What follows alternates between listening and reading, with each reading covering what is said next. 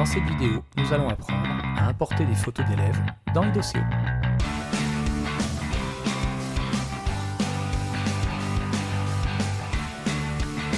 Tout d'abord, on essaye de récupérer les photos après le passage du photographe en début d'année. Si possible, avec le nom-prénom de l'élève en tant que nom de fichier, ça donne quelque chose dans ce style-là, nom-prénom.jpg, et vous ne mettez pas de point, pas de tiret, rien du tout entre le nom et le prénom, afin qu'Idoceo puisse avoir une reconnaissance facile du nom. Une fois vos photos récupérées, vous les mettez sur votre ordinateur. Personnellement, j'ai choisi des photos libres de droit. J'ai attribué sur chaque photo le nom de l'élève. Vous pourrez vous avoir nom, prénom, moi j'ai mis élève 1, élève 2, etc. Et j'ai choisi une photo où je n'ai pas mis de nom d'élève, afin que l'on puisse voir comment Idoceo va réagir lorsqu'il va trouver une photo où il ne pourra pas attribuer de nom d'élève dessus. Il nous reste à poser ces différentes photos sur un cloud afin qu'elles soient disponibles en ligne dans Idoceo. Je vais choisir pour ma part Google Drive. Je vais donc copier mes photos sur mon cloud de cette façon. Vous pouvez faire la même chose sur n'importe quel cloud. Et puis on va se retrouver dans Idoceo. Dans Idoceo, vous choisissez la classe sur laquelle vous voulez faire votre import de photos. Je choisis la classe test 3.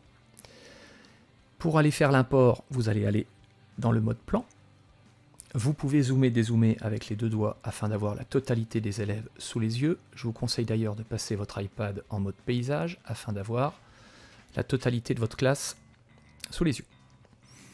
Vous allez dans la petite clé en haut à gauche, vous choisissez Importation en bloc.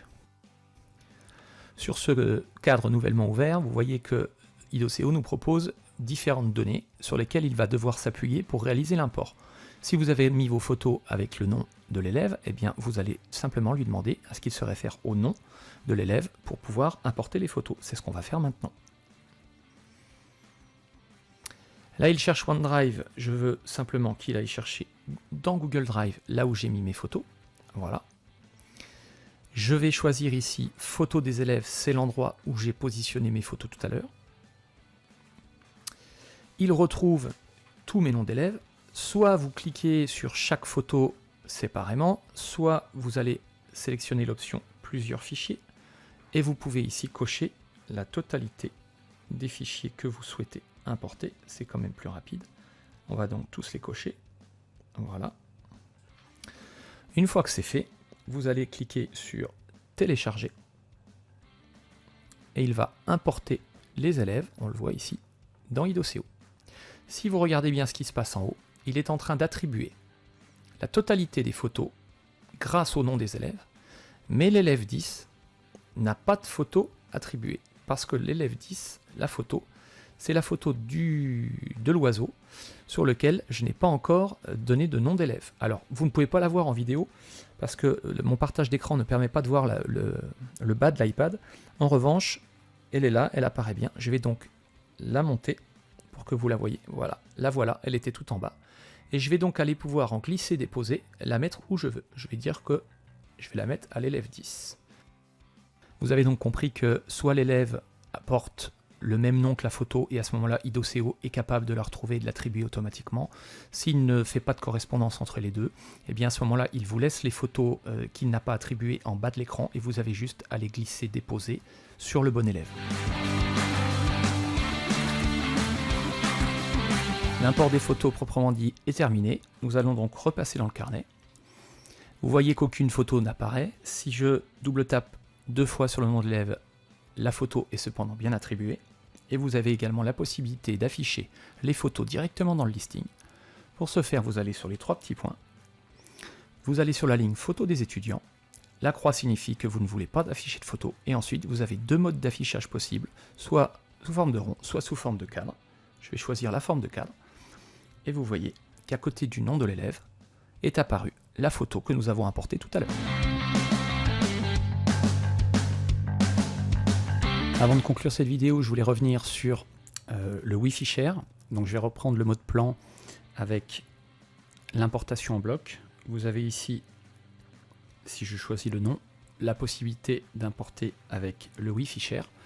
Donc je vais quand même expliquer ce que c'est tout simplement je ne peux pas le faire là en pratique parce que le partage d'écran pour que vous puissiez voir mon iPad utilise le même canal que le Wi-Fi Share et donc il m'est impossible de faire la manip. Je vais donc utiliser un PDF pour vous expliquer comment ça se passe. Alors on va ouvrir le PDF pour bien comprendre. Donc je suis bien sur l'import avec le Wi-Fi Share, cette option là. On vérifie que l'iPad est connecté en Wi-Fi sur le même réseau que l'ordinateur. Si vous cliquez ici sur iDoCeo, vous allez avoir donc la proposition d'une adresse. Et c'est cette adresse qu'il va falloir recopier dans un navigateur internet. Chrome, Mozilla, celui que vous voulez. Donc là, je rappelle, nous sommes bien dans le cadre gris sur votre ordinateur, dans le cadre marron sur iDoCeo. Donc ici, on rentre l'adresse qui est proposée par iDoCeo. Cela va vous donner une fenêtre de ce type-là. Donc avec cette petite boîte en carton là, ça, je suis encore une fois sur l'ordinateur. Et bien tout simplement, vous allez récupérer votre fichier où il y a les photos et vous allez glisser, déposer les photos de vos élèves dans cette boîte. Il va les lister, il va dire qu'il a réussi le transfert, tout simplement. Une fois le transfert réussi, eh bien vous allez vous retrouver sur cette page ici, sur ce mode plan, avec les photos attribuées. Celles qui ne sont pas attribuées vont être en bas de l'écran et vous allez devoir donc les glisser, déposer comme tout à l'heure. Il n'y a rien qui change à ce niveau-là. Voilà, cette vidéo est maintenant terminée. Si vous avez des remarques, des questions, n'hésitez pas à le faire en commentaire. Je vous remercie.